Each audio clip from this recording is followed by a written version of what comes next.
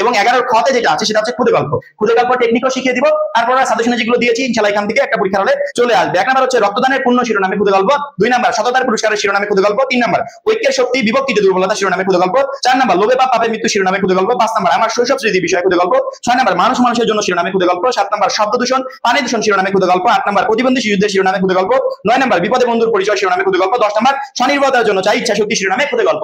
এই 10টা পড়লে ইনশাআল্লাহ এখান থেকে একটা খুদে গল্প তোমরা পরীক্ষা হলে পেয়ে যাবে। 12 নাম্বার সবচেয়ে ইম্পর্টেন্ট যেটা সেটা হচ্ছে রচনা। একটা কমন করলে আমরা খুশি, কমন না বললে আমরা খুশি হতে পারি না। কিন্তু আমরা আমাদের সাজেশনে যে রচনাগুলো দিয়েছি এখান থেকে শুধুমাত্র একটা না কয়েকটা রচনা তুমি কমন থাকবে। 1 নাম্বার কৃষিকাজে বিজ্ঞান, 2 নাম্বার বাংলাদেশের পর্যটন, 3 নাম্বার কম্পিউটার, 4 নাম্বার অধ্যবসায়, 5 নাম্বার স্বদেশ প্রেম, 6 নাম্বার মানব কল্যাণে বিজ্ঞান, 7 নাম্বার পরিবেশ দূষণ বা বৈশ্বিক উষ্ণায়ন, 8 নাম্বার মাদকাসক্তি, 9 নাম্বার নারী শিক্ষা, 10 নাম্বার কৃত্রিম বুদ্ধিমত্তা অর্থাৎ এআই। আমি কিন্তু এই এআইটা বর্তমানে যেই ব্যাপক আকারে জনপ্রিয় আমি প্রত্যেকটা রাইটিং পার্টের সাইডে অ্যাড করেছি একবার করে। সেক্ষেত্রে এআই রিলেটেড ইনফরমেশন গুলো মাথায় নিয়ে যাবে যদি এখান থেকে প্রশ্ন আসে যাতে সহজে তুমি লিখতে পারো। এবং এই টোটাল যে আমরা নির্মিত অংশের সাজেশন গুলো দিলাম ইনশাআল্লাহ আমাদের সাজেশন থেকে কমন আসবে। তার পরবর্তীতে আমাদের শর্টকাট টেকনিক গুলো তুমি দেখে যাবে, সেই রিলেটেড ক্লাসও তুমি পাবে এবং প্রত্যেকটা সাজেশনের পিডিএফ বলো বা শর্টকাট প্রসেসের পিডিএফ বলো বা আমাদের গ্রামার অংশ অর্থাৎ ব্যাকরণ অংশের যে পিডিএফ গুলো আছে টোটাল পিডিএফ গুলো আমাদের 310 টাকার কোর্সে অ্যাড করা আছে। বাকি একটা বিষয় নিয়েও টেনশন করতে হবে না এবং এই টেনশন ফ্রি থাকবে তুমি একবারে ফাইনাল পরীক্ষা